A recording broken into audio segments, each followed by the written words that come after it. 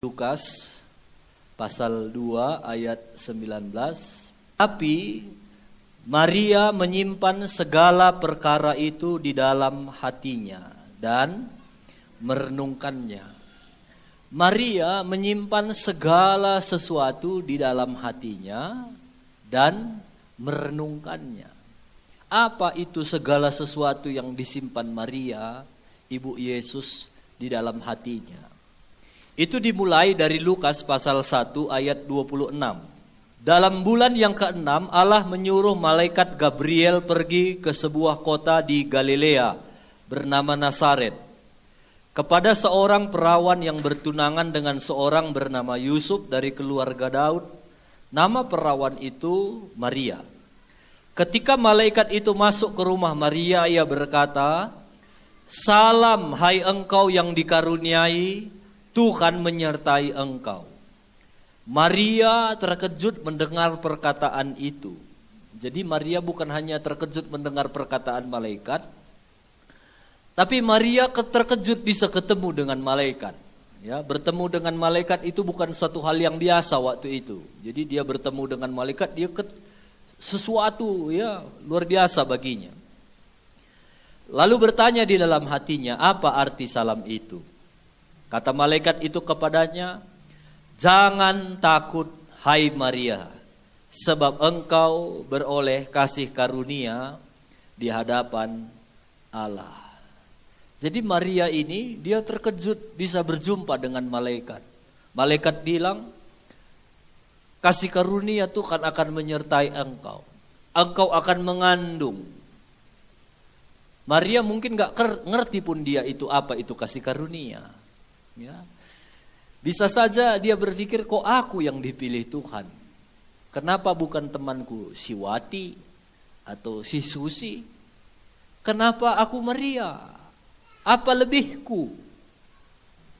Tapi itulah namanya kasih karunia. Kasih karunia itu kita dapatkan bukan karena apa yang kita lakukan. Kasih karunia itu kita dapatkan ya karena Tuhan mau ngasih. Kasih karunia itu artinya sesuatu yang kita dapatkan walaupun sebenarnya kita gak pantas dapatkannya, tapi Tuhan kasih, itulah namanya kasih karunia. Kalau kita belajar Efesus pasal 2 ayat 8, firman Tuhan bilang, sebab karena kasih karunia kamu diselamatkan, itu bukan hasil usahamu.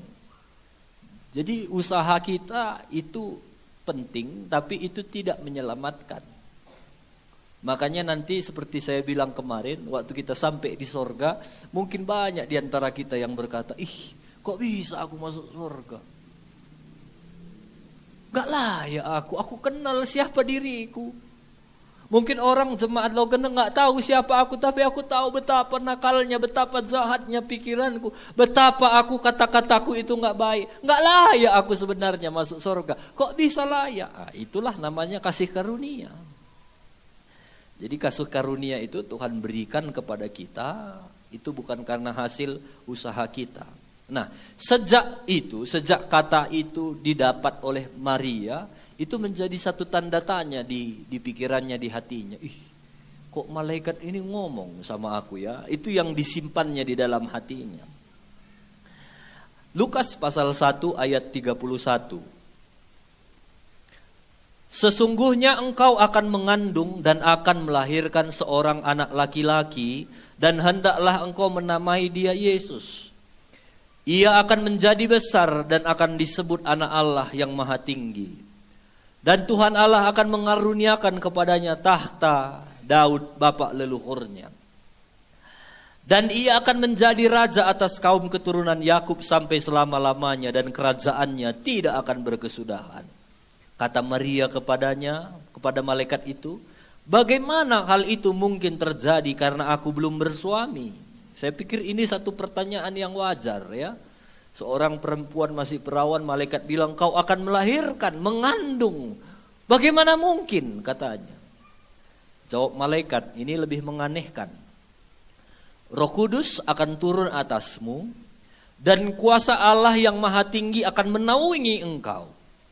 Sebab itu anak yang kau lahirkan itu akan disebut kudus, anak Allah. Jadi ini satu peristiwa yang belum pernah terjadi. Waktu malaikat bilang sama Maria, kamu akan mengandung, Maria itu bingung. Kok bisa? Lalu dia tanya, bagaimana mungkin kalau aku gak bersuami? Karena secara manusia normalnya orang mengandung karena ada suaminya. Maria dia memang punya tunangan, tapi itu bukan suaminya.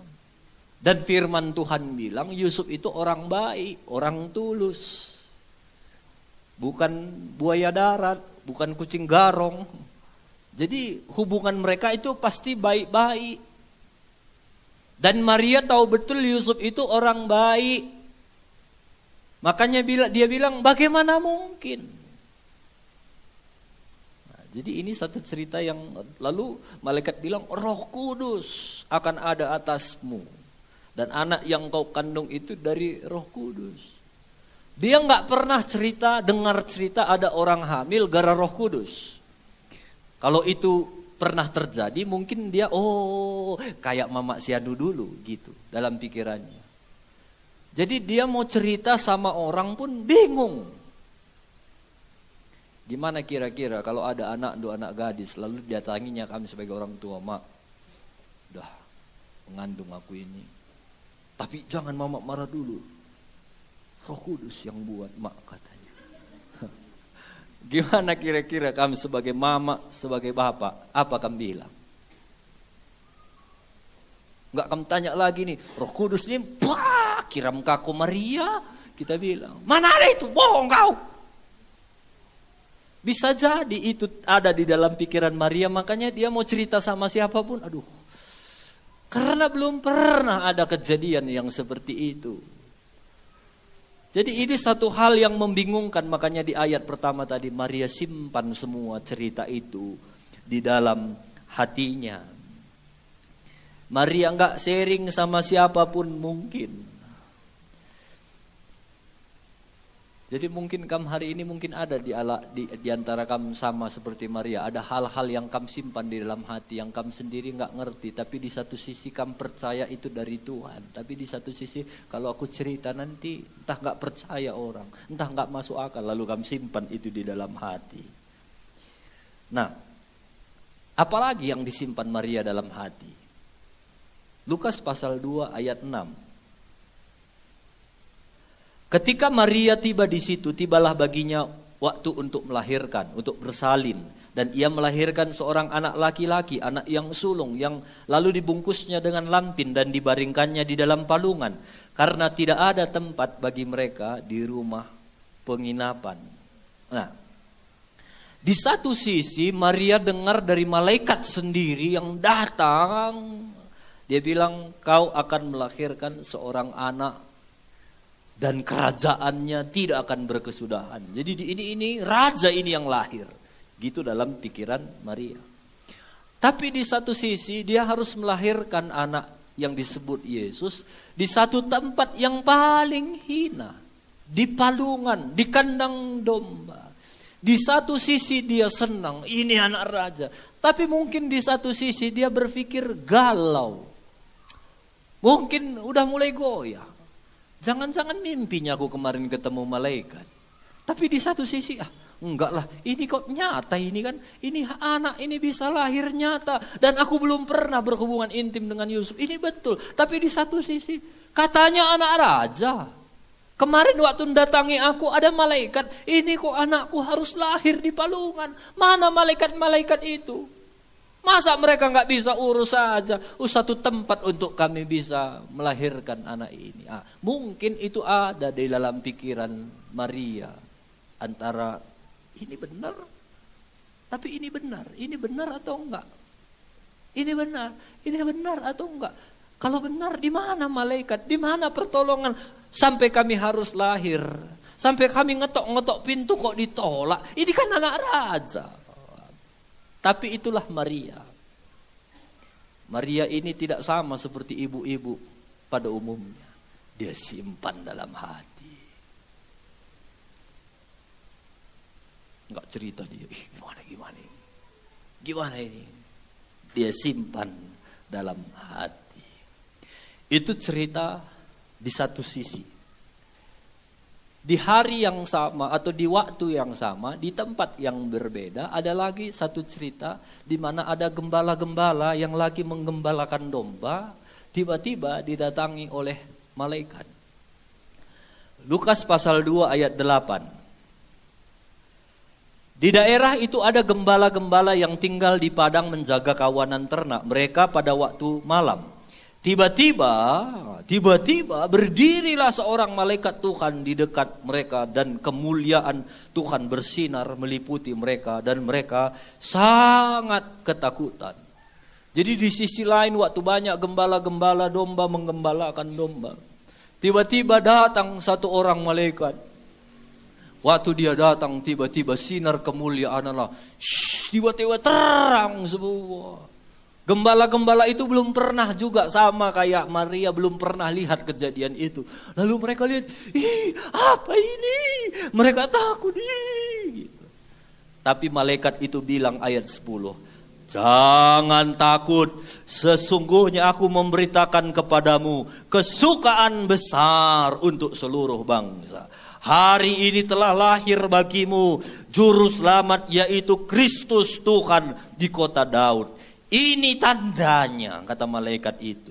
Kamu akan menjumpai seorang bayi dibungkus dengan lampin dan terbaring dalam palungan. Jadi jelas sekali, spesifik sekali malaikat itu bilang, kau akan datangi ada seorang bayi dibungkus pakai kain lampin.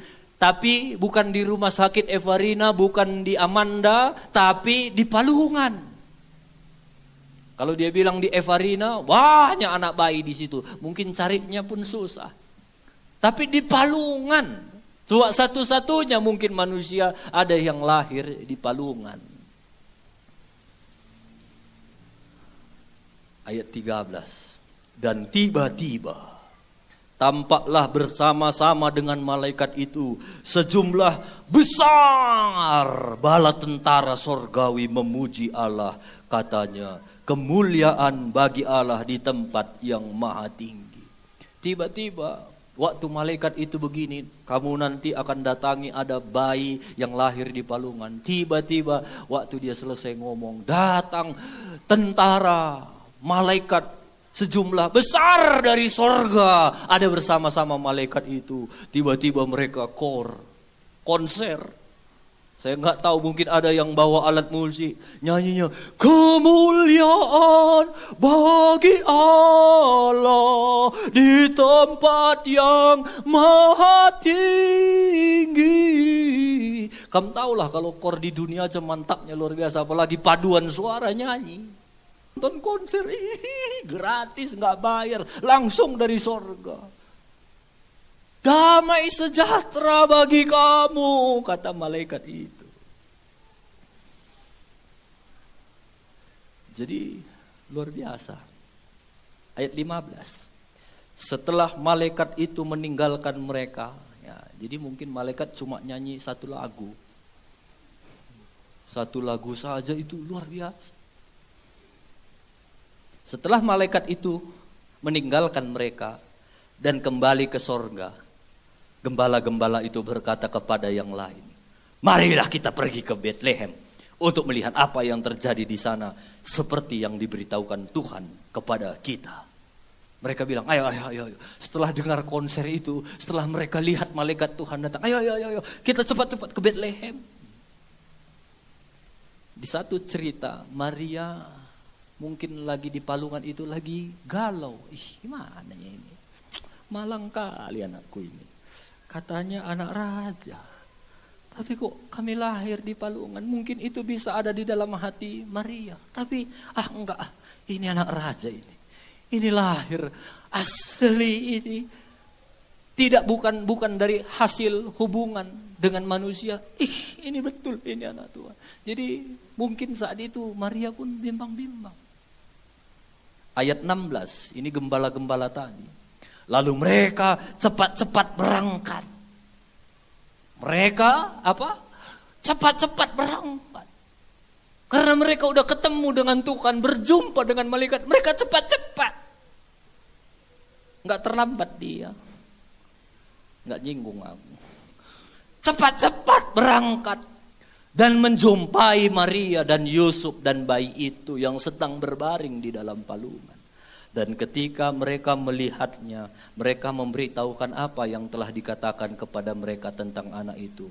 Dan semua orang yang mendengarnya heran tentang apa yang dikatakan gembala-gembala itu. Waktu datang gembala-gembala itu, mungkin Maria pun bingung. Apa tadi Bapak? Apa tadi? Gini Ibu, duduk. Lalu mereka duduk. Begini ceritanya, tadi kami di padang, tiba-tiba ada datang malaikat. Ada paduan suara nyanyi, kumuli, senang kali kami. Lalu dia bilang jelas, datang kau ke sana, ada satu anak bayi, itu anak raja. Ini juru selamat ini Ibu. Anak Nuh ini juru selamat, malaikat tadi yang bilang. Betul, kata gembala. Iya Ibu, kami lihat. Jadi banyak yang melihat.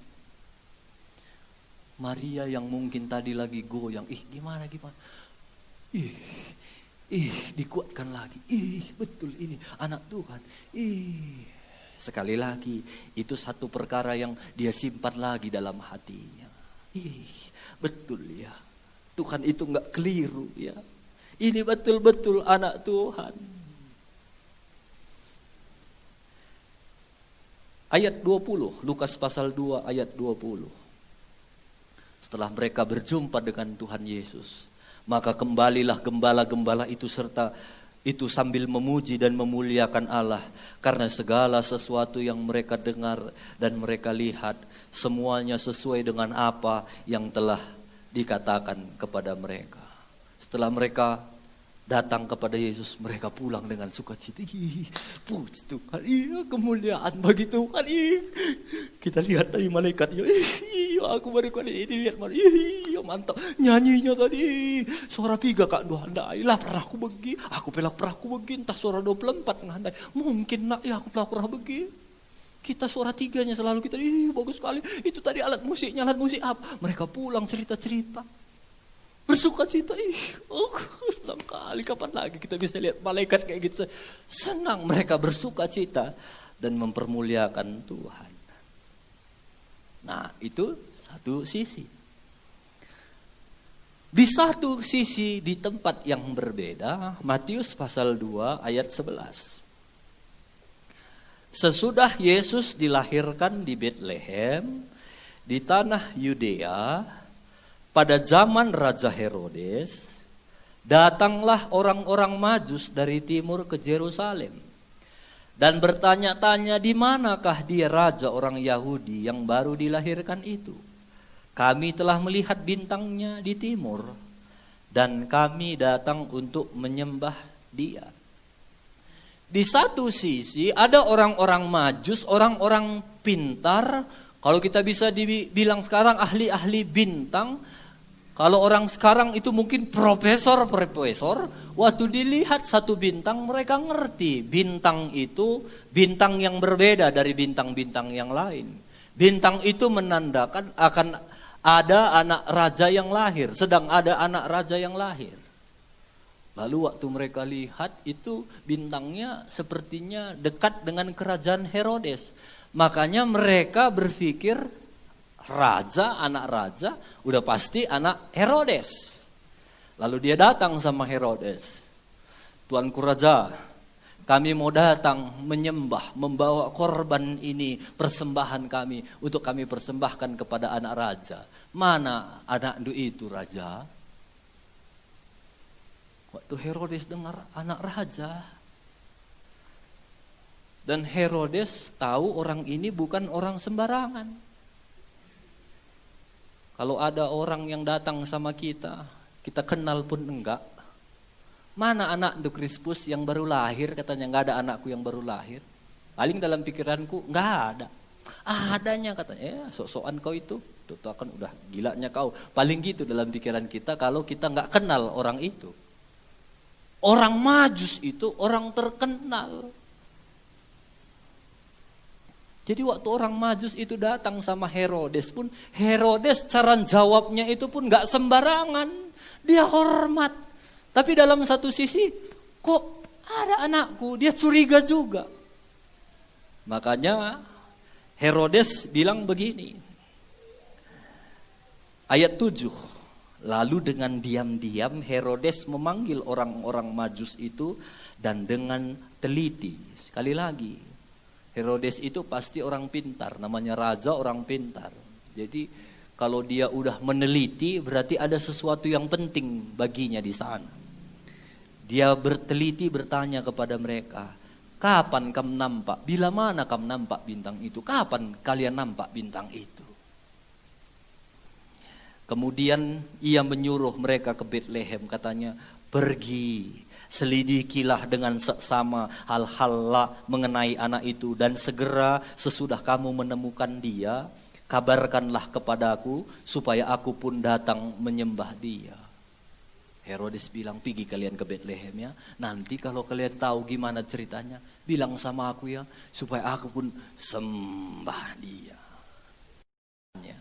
Padahal bohong. Saya berpikir kalau waktu itu orang-orang Majus itu datang, pas pula ada istri Herodes di tengah, mungkin orang Majus bilang, mana anak lu itu raja, katanya sama Herodes. Mungkin istri Herodes lihat,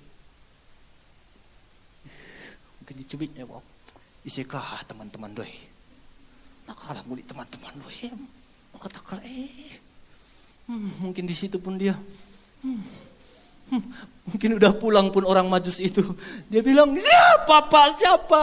Jujurlah padaku bila kau tak lagi sayang. Bisa, itu kan hanya pemikiran saja. Bisa, makanya Herodes bilang cari. Ayat 9, setelah mendengar kata-kata raja itu, berangkatlah mereka dan lihatlah bintang yang mereka lihat di timur itu mendahului mereka hingga tiba dan berhenti di atas tempat di mana anak itu berada. Bintang itu seperti GPS. Waktu mereka lihat, bintang itu mendahului mereka. Jadi kemana bintang itu mereka ikuti. Dan akhirnya bintang itu berhenti di satu tempat. Lalu mereka ketemu dengan Yesus. Dan mereka semua membawa persembahannya, memberi kepada Yesus.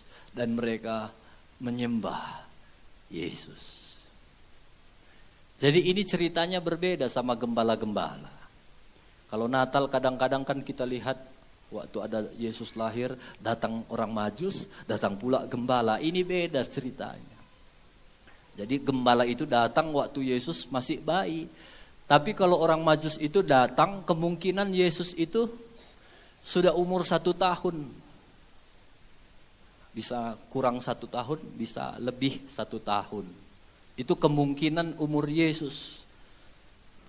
Makanya lihat ayat 10. Ketika mereka melihat bintang itu, sangat bersukacitalah mereka. Maka masuklah mereka kemana?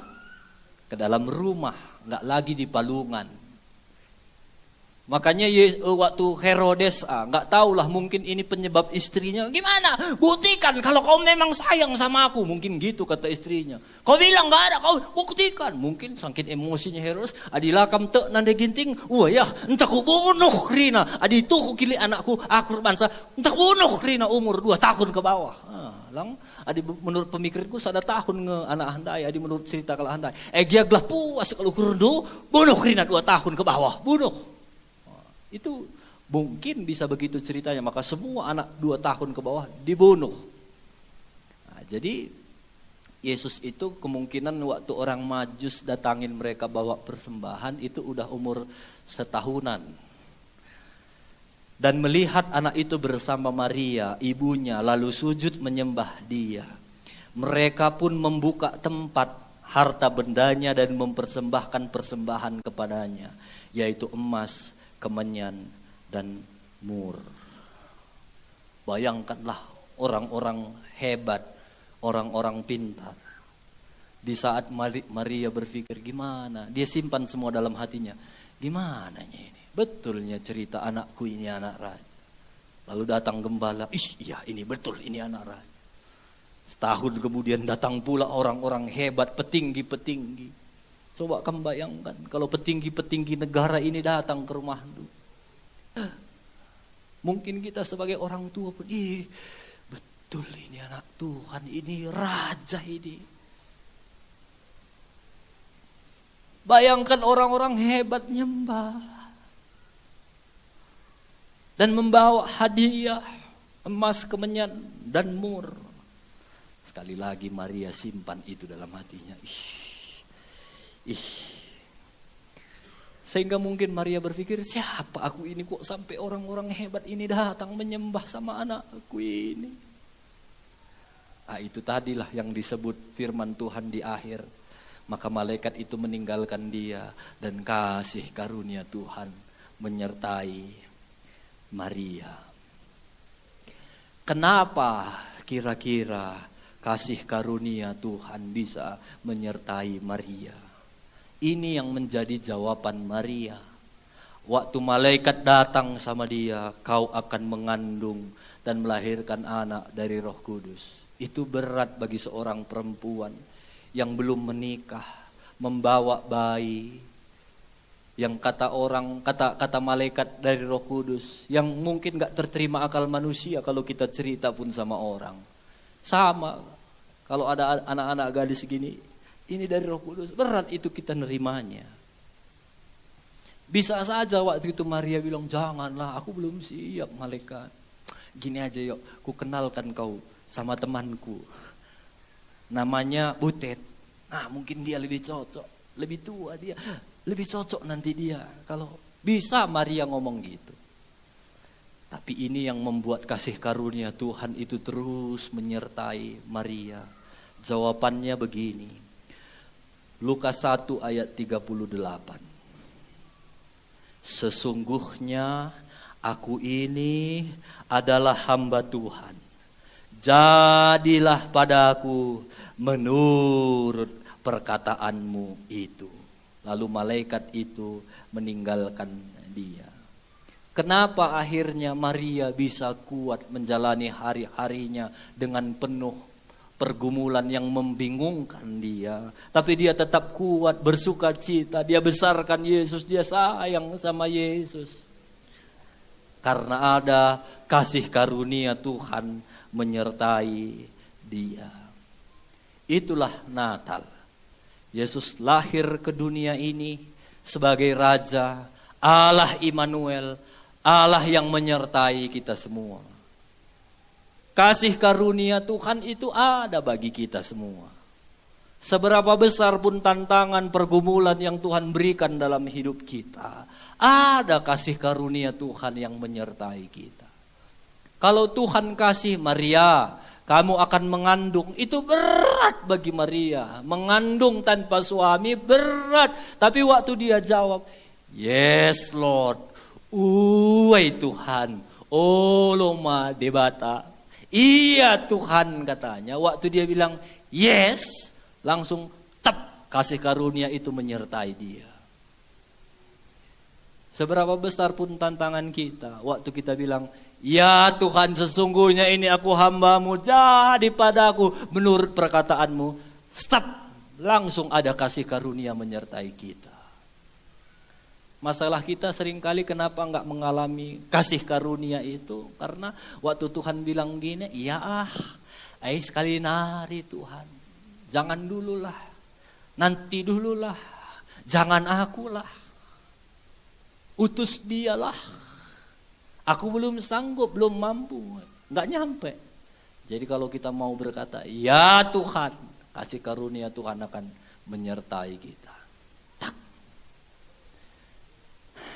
Sekarang semua tutup matanya. Taruh tangan kanannya di dada. Ikut-ikut aku bicara. Ya Tuhan, sesungguhnya aku hamba Tuhan. Jadilah padaku sesuai perkataanmu. Sekali lagi, ya Tuhan, sesungguhnya aku hamba Tuhan. Jadilah padaku sesuai perkataanmu. Amin. Amin. Kalau kamu selalu waktu hadapi tantangan, hadapi masalah, hadapi cobaan, hadapi sukacita, hadapi kemenangan, selalu kamu bilang, jadilah pada aku seperti perkataanmu, aku ini hamba Tuhan. Maka kita akan mengalami kasih karunia Tuhan. Ya, jadi kasih karunia Tuhan itu akan membuat kita kuat, akan membuat kita mampu. Saya akan tutup begini. 2 Korintus 12 ayat 9a. 2 Korintus 12 ayat 9a. Tetapi jawab Tuhan kepadaku, cukuplah kasih karuniaku bagimu, sebab justru dalam kelemahanlah kuasaku menjadi sempurna. Jadi kasih karunia Tuhan itu cukup bagi kita. Waktu kita bilang, Tuhan aku gak mampu, Tuhan aku lemah, firman Tuhan bilang, di sanalah aku akan menyatakan kuasaku. Supaya kita bisa melihat bagaimana kuasa penyertaan Tuhan itu sempurna dalam kehidupan kita. Jadi waktu kita berkata, Tuhan aku ini hamba-Mu, jadilah padaku sesuai perkataanmu, percayalah ada kasih karunia Tuhan akan terus menyertai kita. Saya Natal ini cukup capek, lelah. Yang paling lelah itu antara tanggal Natal kita 25 itu. Kami itu tanggal 24 malam itu masih Natal di Laupakam. Itu udah dekat Aceh. Perjalanan ke sana 4 jam. Saya hanya khotbah 45 menit ke sana, tapi perjalanan PP 8 jam. Sampai malam kami di sini. Udah sampai malam di sini, besok tanggal 25 Natal. Istriku bilang besok Natal disugihin, belum kita bungkus kado katanya. Malam itu lagi lah kami bungkus kado. Udah sampai hampir subuh baru akhirnya kami tidur. Sebelum tidur aku berdoa, Tuhan tolong berikan kekuatan. Karena aku yang nyetir 8 jam, khotbah lagi. Pulang sampai sini, bungkus kado lagi, baru tidur. Pagi jam 7 kami sudah ibadah. Artinya sebelum jam 7 kami sudah ibadah lagi di sana. Jam 7 ibadah, habis ibadah lanjut lagi di sini. Dalam pikiranku nanti jam 2 ada Natalku di raya. Kalau kami mulai jam 10, ya paling lama nanti jam 1 udah selesai Natal di Lugenda. Dalam pikiranku istirahatlah sebentar. Kulihat jamku nggak selesai. Senang kita rasa semua di sini. Aduh, surung mis kali aku lah istirahat hatiku. Semalam pun lama tidur, pagi udah cepat bangun. 1:30 aku berangkat dari sini ke raya. Sampai di raya waktu puji-pujian disuruh berdiri, udah oyong kurasa. Aduh, jatuh aku sekali ini. Tapi ku ingat firman Tuhan. Kalau udah Tuhan percayakan satu pelayanan, lalu aku bilang, yes Lord, udah ada yang ngikutin. Tap, kasih karunia Tuhan menyertai aku. Waktu nyanyi gitu udah oyong kurasa. Enggak bisa oyong. Aku semangat lagi. Aku semangat memuji Tuhan. Pas khotbah naik, semangat pula. Pendeta ini ada rupanya rohmatan mimbarnya. Asal udah naik mimbar, turun lemas lagi. Makanya kalau nanti kami udah lemah, suruh saja khotbah, semangat lagi. Lalu udah turun, aku lihat jamku, udah selesai Natalnya, masih sekitar jam 4:30. Malam aku harus Natal lagi di Purbatua. Purbatua itu lewat Cingkes, 1 jam perjalanan lewat. Masih 4:30. Aku telepon istriku, jumpa di raya kita ya, biar ada nanti kawanku malam ke Purbatua, aku bilang. Biar sempat kita dulu istirahat di Samura. Kerakap ini 2 jam tidur di Samura, aku pikir. Baru pas Natal itu di raya, aku gak melihat ada ibu gembala di situ. Lalu ku tanya wakil gembala, mana mama? Aku bilang, mama semalam jam 2 pagi drop bang. Jadi Natal tadi pagi gelombang 1 pun dia gak bisa ikut. Ide pun dia gak bisa ikut, pengen dia tapi lemah dia bang. Kan gak enak juga kita diundang khotbah di situ, pulang kita gak kita lihat dulu gembalanya kan. Akhirnya aku bilang, ayolah turun kita kita lihat ibu gembalanya. Lalu kami turun ke bawah. Kulihat udah diimpus tante itu di kamar. Dilihatnya ku pegang pipinya. Ih, bibi sehat kamu. Cepat kamu sehat ya. Senyum dia. Keluar air matanya. Dia bilang pengen kali aku Natal tapi gak sanggup aku. Lalu aku berdoa kita ya. Bi, aku bilang berdoa kan. Tuhan tolong sembuhkan. Udah habis 1 jam. Dalam pikiranku ya lah nih kamu sekali sempat istirahat ya hatiku. Lo dalih ya 15 menit petrakap hatiku. Datang istriku ke Samura kami. Sampai kami di Samura. Baru sampai di Samura. Datang pula telepon. Jaka Pak Pendeta katanya. Rupanya teman saya di Samsat. Kemarin saya urus surat-surat mobil. Karena gak sempat aku ngambil. Siang sebenarnya udah selesai. Siang ada Natalku. Jadi besoknya mau kuambil pas tanggal 25 hari libur. Tanggal 24 hari libur. Dia bilang gak buka kantor. Aku bilang bawa ajalah ke rumah. Nanti pulang kapan ku singgahi ke rumah. Pas aku sampai di Samura dia bilang, "Zakam Pak Pendeta gelah jumpa kita ku berikan hatiku surat endai," kata hati kau ya. Gak jadilah istirahat pun paling 15 menit lah gitu. Berangkat lagi kami ke Purbatua, nyetir sendiri, udah capek kurasa ini mak. Aku bilang sama istri, kuat kasih karunia Tuhan menyertai. Diurutnya pula. Itu pula lah enaknya kalau bawa istri. Kalau ku bawa tadi James kan enggak. Kalau urutnya pun kan entah lain kakari akap ome aku atena lang entah mau huling kari purna ya. Di sana melayani. Selesai malam lagi sekitar jam 12. Semalam pagi-pagi saya harus Natal lagi di Paropo pagi-pagi. Malam itu di Purbatua pun udah capek kurasa. Tapi itulah Tuhan itu baiknya. Udah capek kurasa, udah mau tidur aku kan. Duduk aku situ udah oyong. Tuhan pakai ibu gembala Purbatua itu sampai kami langsung dibawanya air hangat 2. Minum kenalabea om, tante katanya. Minum kami senang kan. Makanya kalau ada pendeta datang ke sini waktu kamu kasih air putih itu hangat pula, beda rasanya. Langsung kupinum segar lagi. Selesai pagi, Natal lagi udah semalam udah pagi harus berangkat lagi ke Paropo. Sehat semua. Dan semalamlah Natalku terakhir. Pas pulang kami dari Paropo, pas naik tonggeng itu. Shhh, kata mobil. Kulihat naik ampernya. Berhenti kami di tanjak-tanjakan. Kubuka kapnya. Bocor radiatornya. Waktu bocor radiatornya dalam hatiku.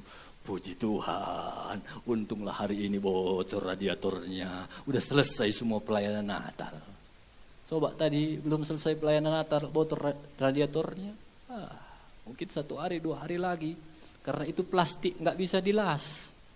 Jadi harus ganti, kalau bisa ganti kepalanya mungkin harus cari lagi. Di Medan pun ku cari-cari, enggak ada. Harus ke Jakarta lagi pesan. Naik apa aku? Natal. Nah itulah Tuhan itu baiknya. Katanya udah pas habis pelayanan Natal. Pas pula katanya udah habis air radiatornya. Di mana kami berhenti ada pula air di situ mau diambil. Lang buat lauk dia, kerangan di mana kita mau ambil? Ada pula. Botol aqua kami ada pula. Jadi isi semua, tahan, ngadi, isi tahan, ngadi, isi lagi. Sampailah di sini.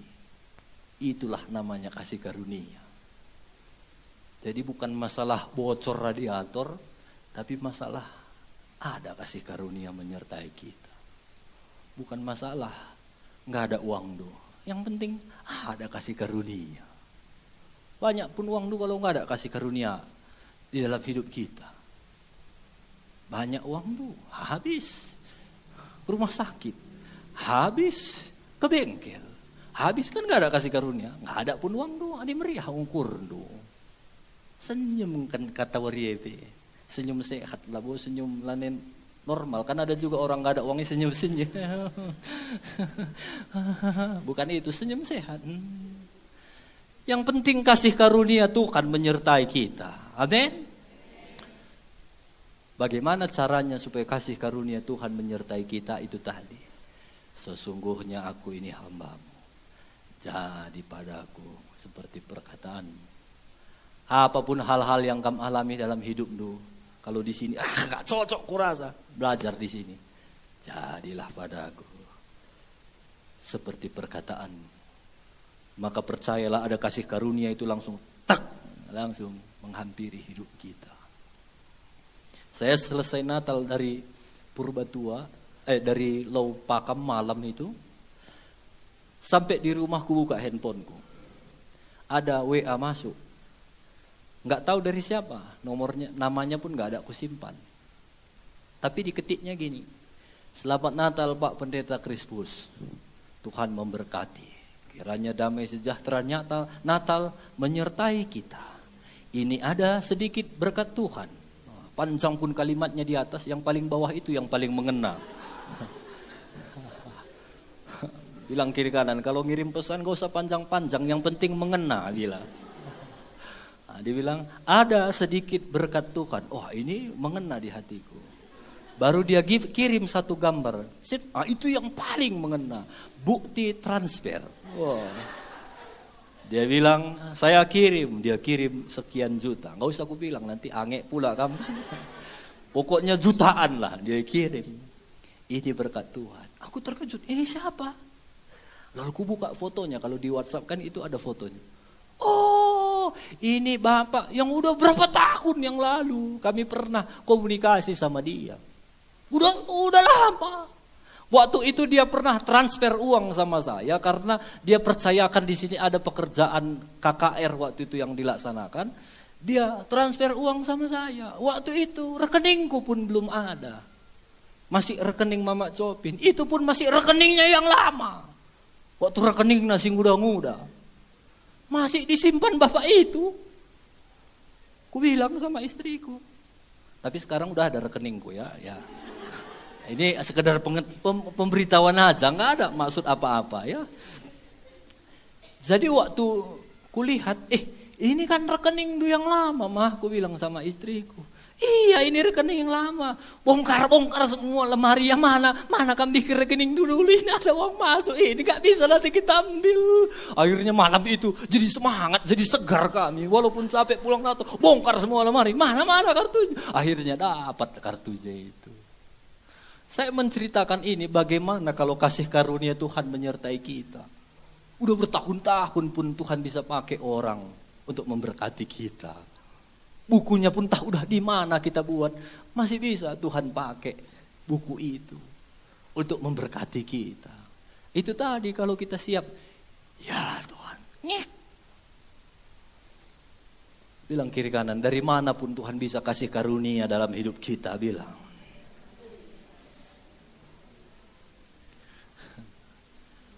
Biarlah firman Tuhan hari ini memberkati kita. Ingat, kalau kita mau dapat kasih karunia, tugas kita bilang, ya Tuhan, walaupun berat kamu rasa, ya Tuhan, jadi padaku sesuai perkataanmu. Maka ada kasih karunia Tuhan melimpah, cukup dalam hidup kita, memberkati kehidupan kita.